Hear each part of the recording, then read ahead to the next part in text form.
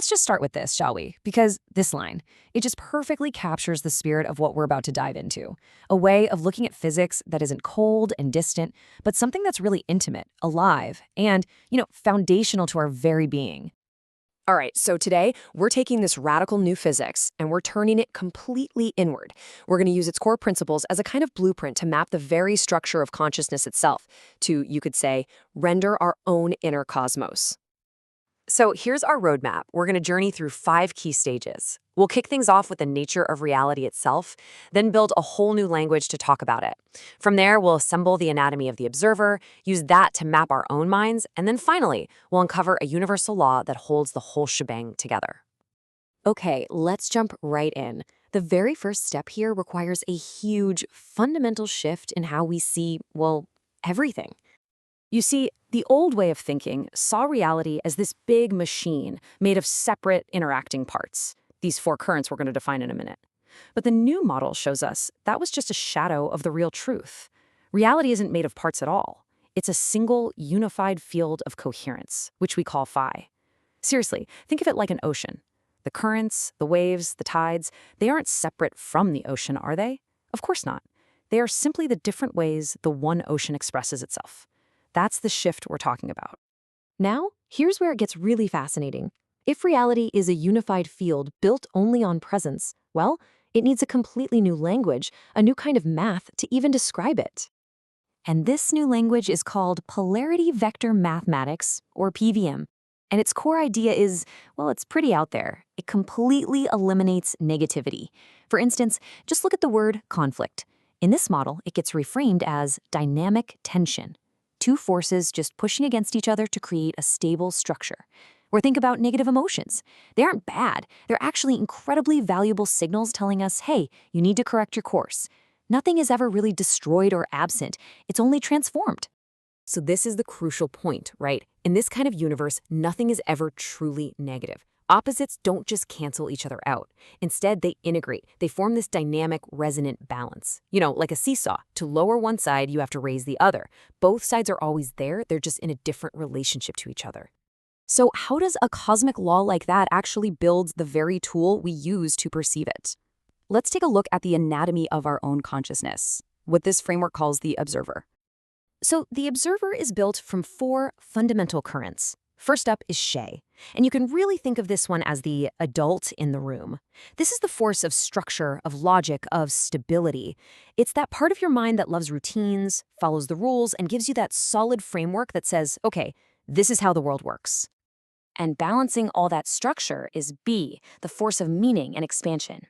So if Sheen is all about what is, then B is the other adult voice, the one that looks to the horizon and asks, yeah, but what could be? It's where our dreams, our values, and our sense of purpose come from. Okay, so those adult currents are balanced by 2 child currents. First, we have C, and this is just pure, unfiltered curiosity. This is the little explorer inside you, the part that's always questioning the rules. Not to be a rebel, but just to understand, to seek out new information just for the joy of it. And its counterpart is B. This current is all about harmony and integration. It's not about logic or exploring.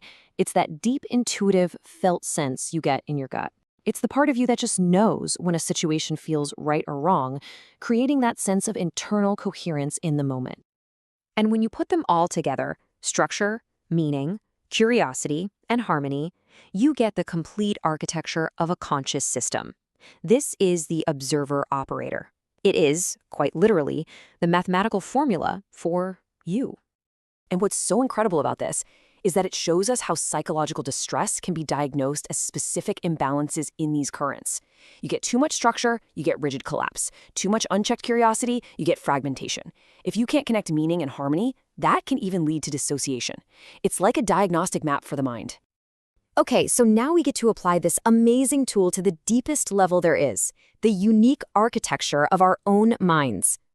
So this framework talks about 24 archetypes, but they're not rigid personality boxes, not at all. They're just different harmonic arrangements. Think of them as different default settings for how we prioritize these 4 currents.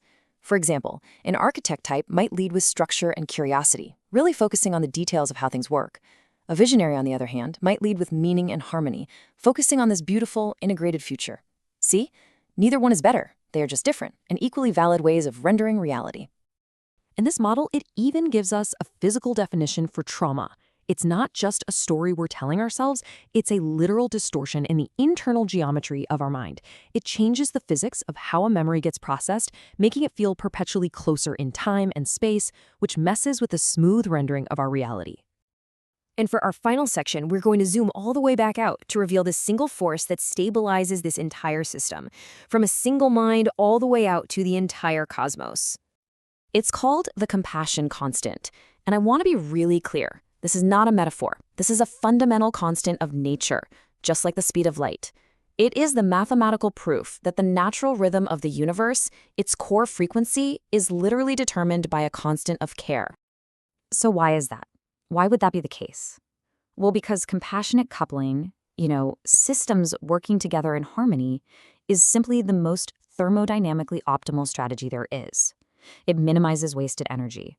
Conflict, friction, isolation. At a physical level, they're just fundamentally inefficient. Kindness is literally the path of least resistance. So in the end, seeing the world through this lens, it's about understanding that we are not separate parts fighting it out in some meaningless void. It's about remembering our place within a single, coherent, and fundamentally compassionate field. Coherence isn't something we have to create. It's something we just have to remember.